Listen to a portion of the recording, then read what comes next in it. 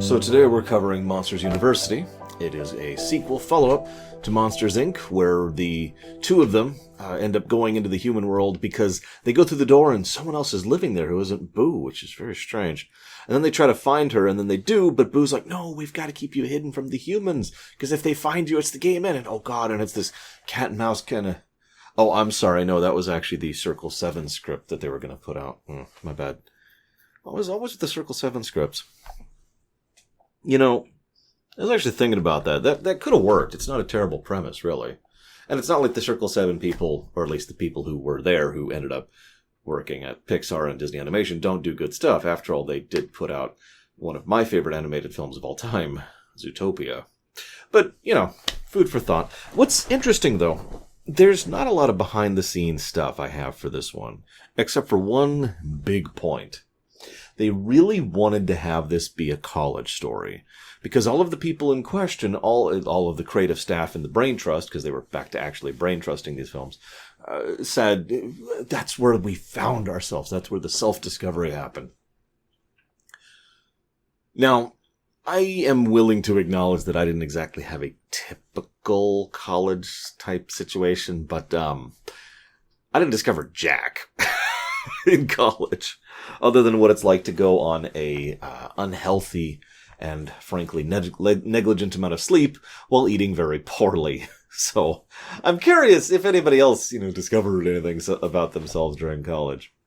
This actually came up because they had a line in the first film, which even the creators acknowledged, for once they acknowledged the continuity here. I mean, it's Pixar, they're actually pretty good at that. And the line was, "We've known each other since 4th grade." They found themselves trapped by that. They actually got to the point of storyboarding the scenes that were happening during 4th grade. But they felt like it dragged on the film and it hurt the pacing, and so they decided to axe it. Don't necessarily blame them.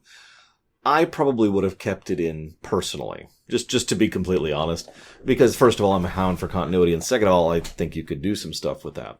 How much you want to establish with it is up to you. After all, we do see a scene at 4th grade in this very film when they go on the field trip to Monsters, Inc. So it's not like it would have been that hard to slide Sully in there somewhere, right? And then they leave each other's lives and they get back together, or, well, you know what I mean. They find each other again during college. There you go. Bam. Instead, they decided to just eject those scenes entirely, eject the concept entirely, and be like, yeah, no, we screwed up. We've decided that we're more interested in the story than continuity, so screw it. Now, on the one hand, I'm actually in favor of the story being more important than continuity. But on the other hand, as I feel like I just demonstrated, I feel like this would be a very easy patch fix, which would involve virtually no additional change work or effort, so not a lot of sympathy, you know what I mean? Whatever. Point was, they wanted to do the college thing. Nobody wants to see Monsters Elementary, right? Oh god, is that a thing now? Are they going to do that? Ha ha, Mikey's a nerd. They really hammer this point in. And I don't really sympathize personally, or is that empathize? Whichever one is the personal feeling with. I have the third person feeling for that one, for people who go through that. Oh, I've been ostracized and I've been called a geek, but I never had it like this specific brand of being, nobody wants you and nobody loves you. No, what happened to me was I would usually bounce around until I found the kids who would talk back to me, and then I would talk to them and then use them to talk to other people. I was the social butterfly, as I've said many times. I know, shocking.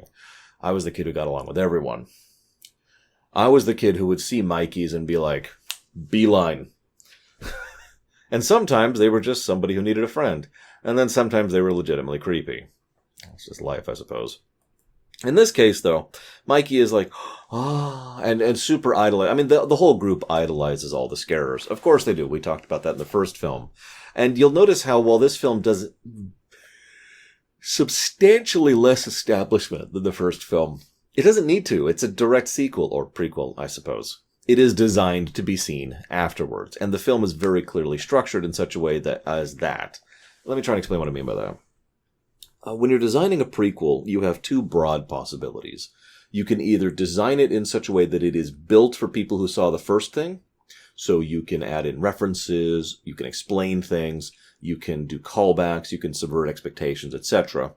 Or you can write it as though someone is supposed to see it first, And thus, even if they're seeing it out of order, out of production order, it makes more sense viewing it in literal order.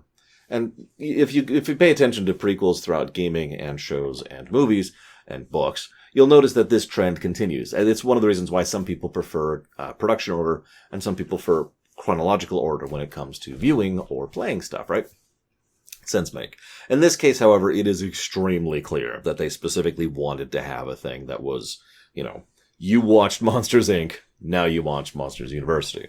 And apparently a lot of people did. $200 million budget. Still not super high, keeping those prices low despite everything. $743 million box office. Not quite to the level of Toy Story 3, but this was another smash success, which at this point is actually kind of the norm for Pixar. If anything, it's been a noteworthy when some Pixar films have merely made decent money, like with Cars 1 and Cars 2. Speaking of which, while we're talking about that, I should probably mention, I've heard several people say, this is the film where Pixar dipped in quality. No, I've heard people say that. So if any of you out there have that particular opinion, do you mind sharing why? Because nobody ever has for me. And I'd be very curious where that comes from. But I have heard that this was a simple, stupid, cash-grabby sequel that is crap. But explanation? Curiosity.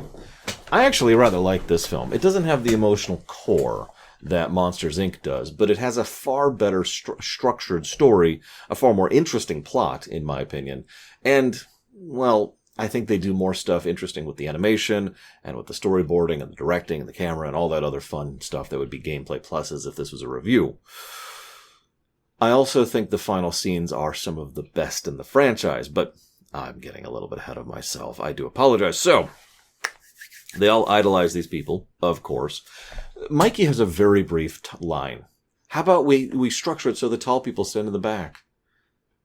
That line, so much anger and so much aggravation. I want to explain why, if that's okay with you.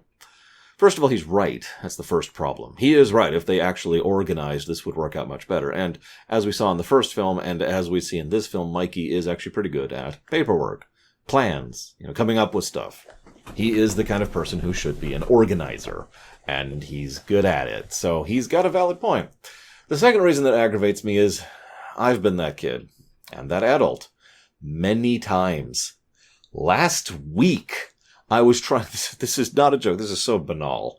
I was trying to set up the Switch. I was going to play Mario 3D World with my niece, my sis, and her husband. The whole family. We were all going to play 4-player co-op Mario 3D World. It took like 10 minutes for everyone to get all their controllers thing. And I'm like, please just listen to me. Because of course I know exactly how to get a Switch working. It's me. And they're all just doing their own things. And I'm like, no, just do this. And Sis is like, no, we need to do this. And they're just ignoring me. And I'm just sitting there like, ah. This is why I say I'm a terrible leader. I know exactly what to do, and I have no idea how to get people to do it. No respect, I tell you. No respect. So anyways, I hear him say that. It hit such a primal wound somewhere in there. And I'm just like, ugh. This is why when I ever actually take over the world, there's going to be a face person. It won't be me. You'll be like, I am Sir Geoffrey Tilworth Flatsflangley. And he'll be the one actually conquering the world. And I will be the one actually running the world. And then Mars. We got to expand soon. We got a lot of stuff to do. Anyways, so kid goes in. What's nice about this scene is everyone treats it just about as seriously as they can. They can't really go in after him. That would be just as dangerous. In fact, it would be more dangerous.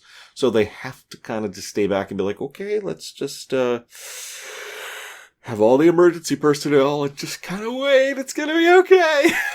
They're all freaking out. I mean, it makes sense given all of the propaganda. Now, we also see in this one short scene, but this is also throughout the course of the movie, why Mikey is such a selfish, egotistical person in the first film. It's a form of compensation. Now, usually that's associated with a sex joke, but I don't mean it in any way as such. Oftentimes, we will push in certain manners because we are pushing against. We start as a negative, so we put more into it to enter into the positive range. Very simple concept, right? I will freely admit I have several issues with that myself, where I will push myself to actually play video games, for example, in a manner that is harder than usual because I want to prove that I'm actually good at games, because I have self-esteem issues with regards to that. I can admit that. I can't really do a lot about it. It's always satisfying to prove it right, I will admit. And I imagine that's kind of the same way Mr. Wazowski feels. I'm curious if any of you understand a similar concept about whatever it is that you push about. Anywho, we see a little tidbits. We find out that they actually build doors in the thing. How? I mean, I know, magic. But I am very curious how they connect them. It's implied that the doors are connected even when they're unpowered. And by implied, I mean stated outright, because they power the door from the other side. So, never mind. Let's not think about the world building too much. We already talked about that. There's actually a bit. There's this one line in this film, I caught it, that says, oh yeah, you might be big in your town, but in this town, you're no longer big. And I was just like, okay. That's the only evidence in both films that there is something more than a small pocket dimension or a single city, but there might actually be a larger area. At very least, we can prove there's probably about 2 towns here. I want to talk about something really quick. I want to talk about World of Warcraft. Now, this is so stupid, but I want to talk about this because if I gave you the real-life parallel, you'd make fun of me, and frankly, I have enough of that today. So, every time I get to the Burning Crusade... This is past tense at this point, because WoW doesn't work this way anymore. But every time I got to the Burning Crusade expansion in my leveling path, because I leveled like 13 characters through vanilla, oh my god. Every time I got to BC, though, there's this moment where you walk up and through the Dark Portal. And every time, because it was such a key and critical component of Warcraft 1 and Warcraft 2, kind of Warcraft 3, it was such a big deal and such a big moment, and it was so impacting that every time I just wanted to enjoy the moment. And there's this music swell that happens, and the camera is in positioning is perfectly positioned, so you get a really good shot of Hellfire Peninsula. It's all great stuff. It's brilliantly designed. It's probably getting a positive if I ever actually review WoW BC. And I want to enjoy that moment every time. I want to enjoy that step. And I point this out because as Mr. Wazowski is getting off, he looks down and there's the line right before he goes over the line into Monsters University. And he takes a moment and then just does the step. It's really short. It's like a second and a half. Far shorter than the thing the whole ritual I was just describing when I'd walk up to the portal and walk through the portal. But that step, there's just that impact. I felt it. I swear to God, I felt the impact of it. Even though there was no sound effect, there was no screen shake, there was nothing. It was just there. I am curious, A, how many of you noticed that? And B, how many of you felt it too? Because I'm there. I'm doing it. Yes. So, we get out there. Everything's awesome. We have our Bug's Life moment. Again, I always got to have these in Pixar films. They have the overly enthusiastic greeters. Okay, I get along with people, and I'm a massive extrovert, but am I the only person that these people kind of creep out a little bit? I always felt just awkward and uncomfortable being around them. Hi, we're here to help you. Okay, thanks. I mean, I would prefer that to the alternative.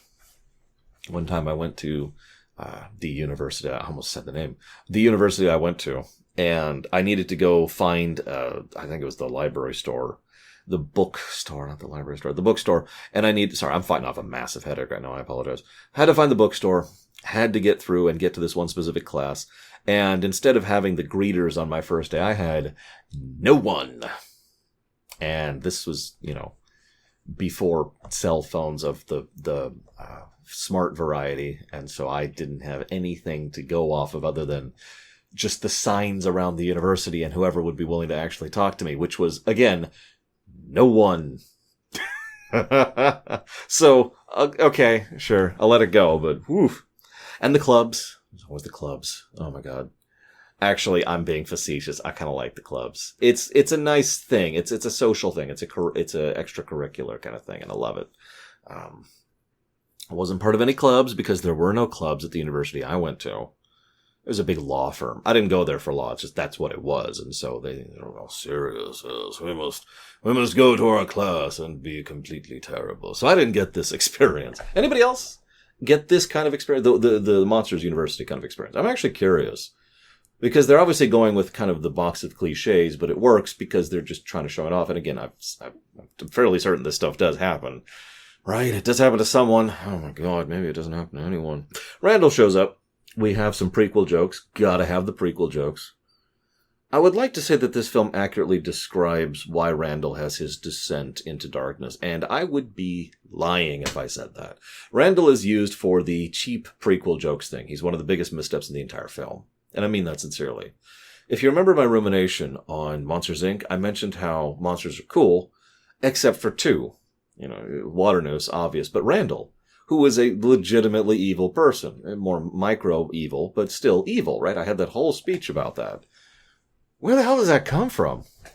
I mean, you could say he was snubbed, but he kind of wasn't. He joined the cool kids club. Maybe it was just his influence with them. I mean, that's when you discover stuff about your stuff, right? I mean, I don't know. I just feel like the film doesn't do anything with Randall other than put him there and then turn him into an antagonist. There's no arc. There's no smooth path of him turning into antagonist. Unlike, say, Sullivan, who actually has a fairly smooth arc in this particular film from being the jock to being Sully. What we see in Randall is just he shows up and he's the geek. He even brings cupcakes. Okay, real talk. I'd be friends with the kid with the cupcakes because he brought cupcakes. What? I mean, I'd be friends with everyone, but you get the point. And he turns into, I'll never lose to you again, Sullivan. And it's just, bzz. Anyways, if you ejected him entirely, I honestly think the film would be better. Negative to story. I swear these aren't reviews. It's just that's kind of how my mind thinks these days. You should see me eat. Oh, this works really well with this tortilla. Plus to food. So there's this yellow slug who's trying to get to class on time. If you stay to the very, very, very end of the credits, he gets to class he gets to class. Poor slug. Anyways. So, Hardscrabble shows up, played by the wonderful Helen Mirren. Oh, also, I gotta point this out because Alfred Molina plays Derek Knight, and I'm a huge fan of his. He's not in a lot of films, but he's a really good actor, and he nails his roles when he's there. And I just wanted to comment on it, that's all. He plays the professor, the scare professor. Anyways, back to Helen Mirren, who does a beautiful job as Hardscrabble. You'll notice that her intro accomplishes two things very quickly and efficiently, as usual for Pixar norm. First of all, it's terrifying. It is the intro a villain would have. If you saw this scene without context, and then it just chopped up after she stood up in front of the class, you would say, that's the villain. Because it's so obviously presented in this way. But it also works in another way, because from an in-universe perspective, well, that's a scarer. That is the scarer at the moment. And you could see how she presents herself in a terrifying manner. Approach, style, presentation. Because that's what the whole thing is about. Scaring is more than just about roaring, and more than just technical knowledge. It's about application, which is one of the main points of the film, actually. So Sully shows up. Son of a famous dude. Yep. That I have seen. And, I mean, no, they'd never have favoritism in American colleges. That would be insanity. But we also see how he is the jock to Mikey's geek or nerd. I'll use the word nerd. I don't want to use the word nerd because I usually mean the word nerd as an insult. But the film clearly means it as an insult. Oh, look at this dork. That kind of a tonality.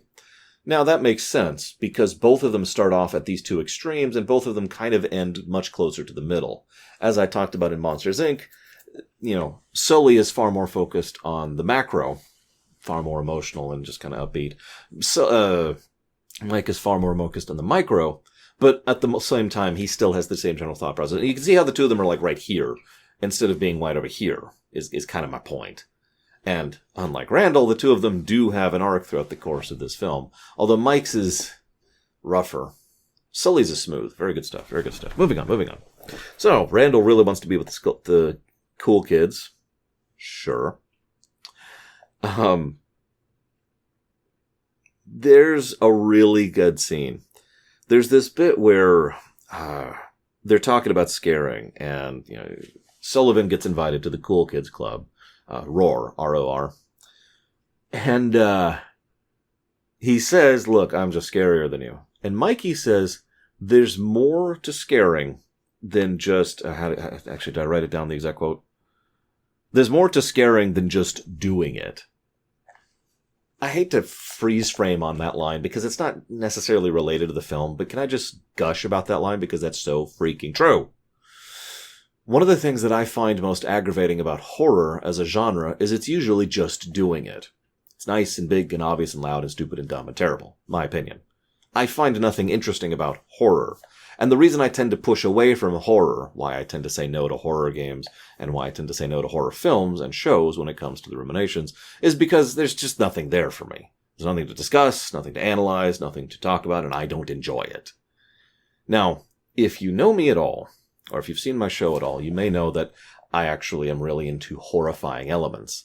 Horrifying elements of Half-Life or Assassin's Creed or some of the films we've covered, actually, some of the Pixar block. Those kind of horrifying elements are beautiful, amazing, and terrible, and I love them. What's the distinction? Well, one of them was just doing it. Big, loud, obvious gore, just the overt stuff. And then you have, well, Alien, which takes its time and knows its place and knows how to utilize it properly. I don't like Alien that much. I prefer Aliens. But I will always champion Alien as being one of the best horror films ever because of this exact concept. So, can I just say, totally with Mikey on that one. So, this then leads to Nathan Fillion, who plays a jerk. That's kind of weird, actually. It feels weird hearing Fillion, who's a cool guy in real life, by all accounts, and tends to play, chill people, and he just plays a jerk. It's really strange. Anyways, so this then leads to Mikey catching the pig, not anyone else. And then we have a montage where things get better and things get better. You see where this is going. Mikey is working his best and becoming better and awesome, and Sullivan is just sitting on his laurels and not accomplishing anything. It's okay, though. He's got that Sullivan name going for him, so he's probably good. One moment. Just checking on recording thing on the levels. We're good. Cool. This, Do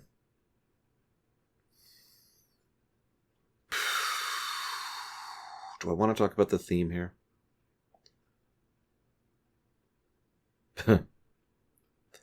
Mike gels pretty well with Ooze Beta Kappa. Or Ooze a Kappa? Oh, shoot, I wrote it down. I thought I wrote it down.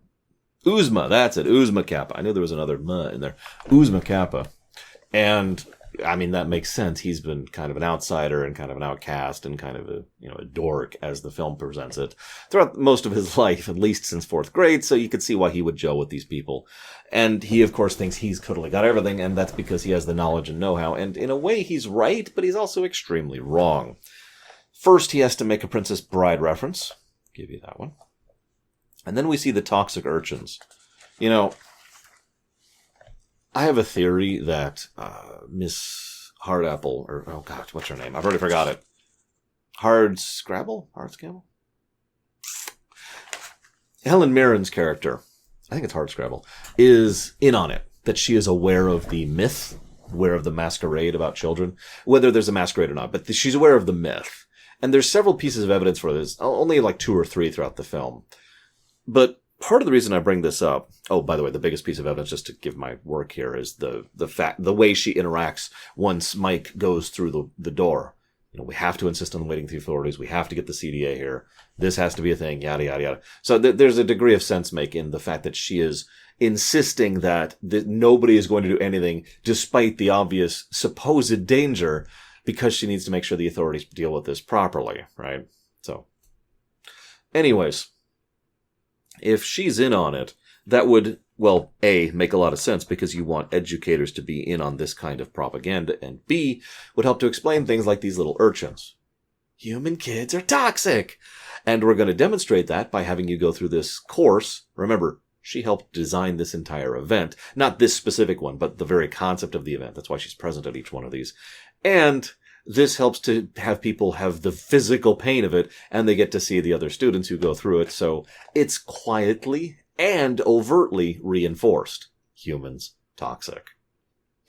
Anyways, so, we gotta work together, team, yeah! We gotta get this together, yeah! I'm gonna beat you to the end of this race. They get extremely lucky here. They almost torpedo their entire careers because of this one act of stupidity and competition between the two of them. Whole team has to cross. But thankfully, one of the other teams was cheating. But as pointed out, they got lucky.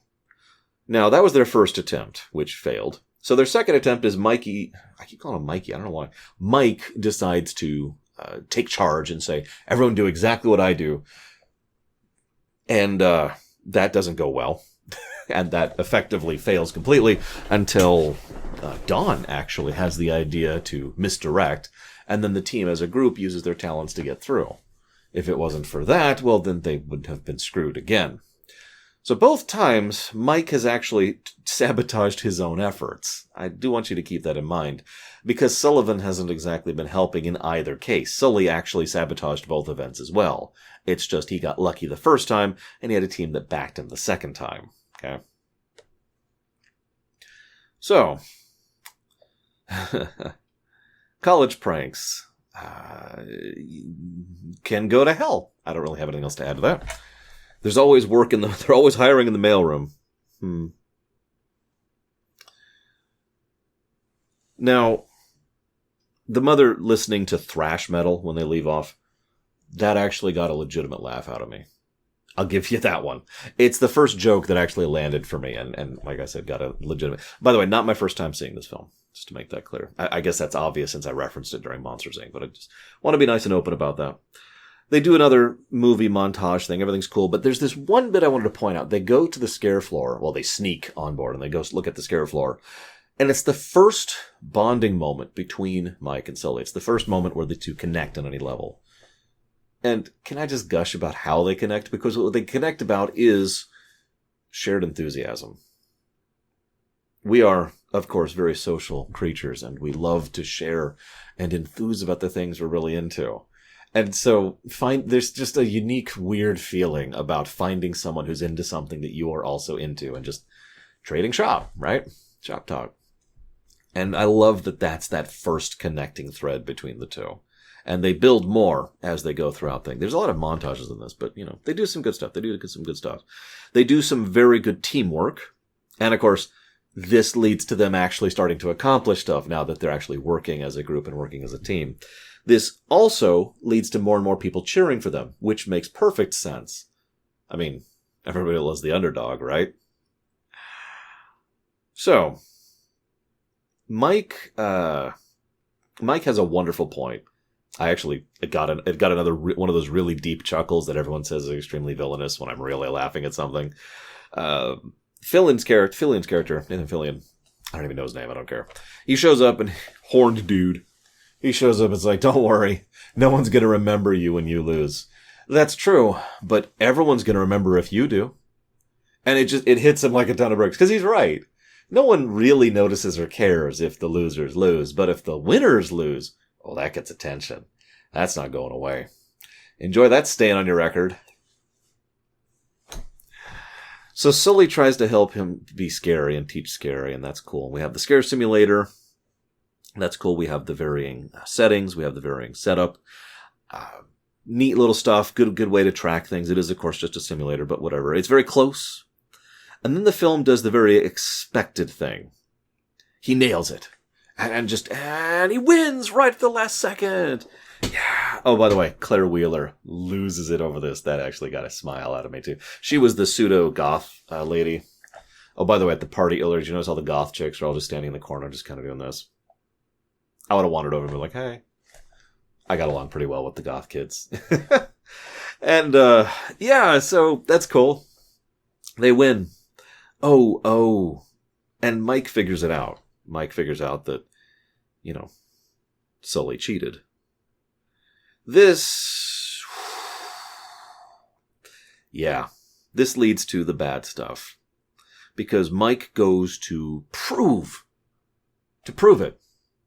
He plays Mega Man without using the special powers. Or he tries to get through Dark Souls without using, the drink. Or he tries to get through Kingdom Hearts without blocking. Yeah. He goes in, no games, no sim, just actual kid. If you paid attention, there's a really brief line where one of the kids who's walking out of the door construction facility is like, man, I worked all semester on that. And it's like, yeah, you must have just gotten one little variable wrong. And it's the tiniest bit of foreshadowing that this isn't a normal door. And it isn't, because it leads to a camp with lots and lots of kids. You will notice, by the way, that in Monsters, Inc., they never do this. Now, we could argue if it's tech related or not, as in the animators tech, the Pixar tech. I don't think it is. There's just, given the propaganda line, there's too many possibilities of something going wrong if you go after an entire group of kids. I mean, one of them might not be scared. Remember, they matched people to monsters. Or one of them might call for the adults, or one of them might come after you. And something, either the masquerade might fall, the monster might not get out, or they might sabotage that particular facility. So this is a thing you just wouldn't do. It's just too much of a risk, despite the amount of additional scream energy you might get out of it. This would probably also explain why Waternoose, who was desperate, wouldn't even think about trying this, because, again, this would just torpedo things and make things worse, rather than just straight up kidnapping children. It's easier to get away with, given the circumstances. Messed up, but true. So Mike goes in and tries to scare the girl, and what he gets out of her is one gasp. I paid attention. All of the kids, the only thing he ever gets out of anyone is, and that's it. Now, I don't know how valid that is, considering he's a much better laugher than he is a scarer. That kind of tracks. But it really hammers the point in. So Sullivan rushes in. This is also when Hardscrabble is just like, no one else is going through this freaking door. Chakong, turning off the thing, get out of the room, leave. Again, I think she's in on it. But this is, so Mike's standing by the pond, and there's a great character moment there. Stuff like this is what I really do love about Pixar. I mean, there's some cool ideas and there's some great animation. And then there's a little green dude with a giant eyeball and a giant fuzzy blue and pink dude. Monster bear looking dude. And you know what? It's the most human, relatable scene in the film. They like to do that. They've been doing that. They will continue to do that going forwards. Mike had to prove it, and he was wrong. I thought if I tried enough, I thought if I did it enough and kept at it, I could prove to everyone that I'm somebody special.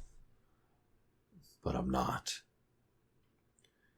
That is adult storytelling. That is mature storytelling. If you've ever heard me use that phrase before, this is the example, because this touches very strongly and powerfully on the central theme of the entire work. Failure. That horrible, horrible fear of trying and doing and applying and working and failing. As with another Pixar work I shan't mention, what we do with that failure is also important, and is something that is also a part of this film. How do we deal with that? How do we cope with that? Where do we go after we have failed? Picture it. Put it into your mind if you can. Or remember if you were there. You're going to college. How much expectation is on you? How much must be done? You have to succeed. I mean, especially here in the States, college is really expensive. You need that degree, and you need to apply that degree. And all of that weight, both financial and metaphorical, and whatever expectation might be upon you, either from yourself or your family or your friends, your loved ones, or whoever else, or just general society. I mean, we're kind of walking out of this a little bit, but for a really long time there, if you didn't have a degree, you weren't worth jack. Go get a job at fast food, you loser, was the attitude. And I'm sure several of you have heard that phrase, possibly word for word, before. I know I have. So, this whole thing, that failure. And of course, so often in fiction, they just try hard enough, and sheer will wins it out. And while I admit I like that idea, at the same time it doesn't track. It's not adult or mature for sheer willpower to win it out. Instead, what usually happens is you try really hard and then, well, You don't completely fail, but you don't completely succeed either. And you'll notice that's what happens here. Mike treats himself as a total failure. He is wrong.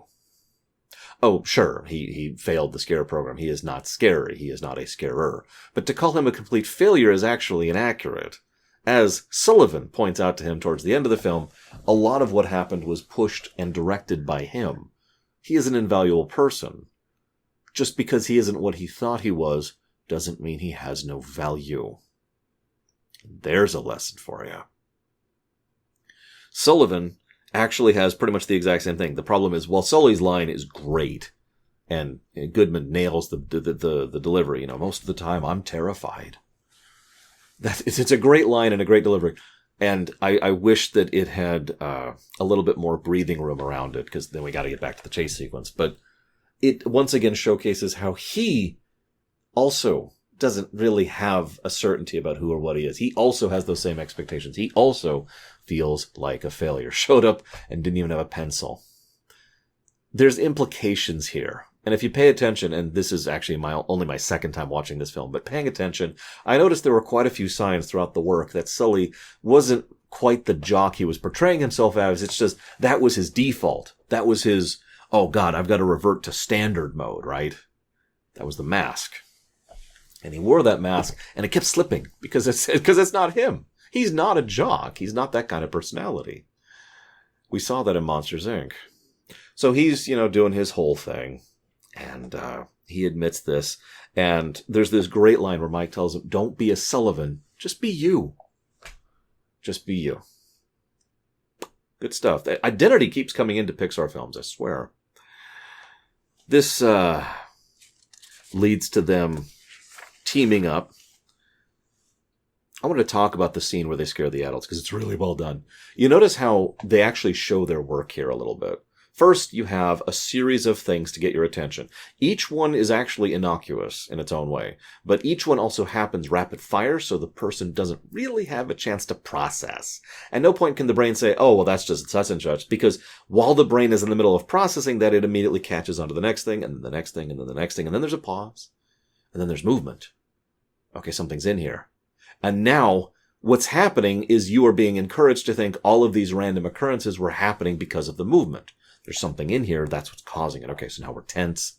Now we're a little bit more on edge. And then you start to imply that something is actually stalking you by the nature of how they were moving and where they were moving, so that it feels like it's closing in. And now the defensive mechanisms start to kick in, and the fight or flight mechanism starts to kick in. And then there's this great bit where they tie the rope behind them so that when they back up instinctively, they'll fall over it and fall back onto their backs, so that when Sully approaches them, chakung, and then roar. Pay shot, or money shot, or whatever that's called. Pay dirt. Touchdown. I'm going to go touchdown. I think that works a little bit better. And it blows out the machines and allows them to escape. Also proving that they could connect from the other side, as I mentioned earlier. Adult screams seem to be stronger than kid screams, too. Which makes perfect sense, actually. Why don't they go after adults for screams? Think about it. If nothing else, there's probably a return on investment thing there. Cost versus benefit. So they're expelled. This is brilliant. First, I love how, as they're being expelled, as he's leaving, there's a moment and he just takes a step. Did you catch that? I'll admit I never saw the second step before. There's 3 steps, but I never saw the second one where he just step, because it's over. It's done. He's not going to Monsters University now.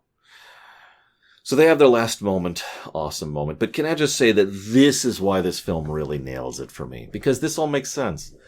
Allow me to use a comparison with another film that does the exact opposite of this, where it aggravates the hell out of me. Star Trek 2009. Now, in that, Chris Pine's Captain Kirk breaks the rules and does the strange thing and is busted out and blah, blah, blah. And then at the end of the film, he is made captain. Now, that is such a Hollywood thing to do. It irritates me, not because I don't want the people to succeed and not because I don't want them to be rewarded for doing the right thing, because it just ignores consequences. And if there's one thing I am really, really big about in fiction, it is consequences.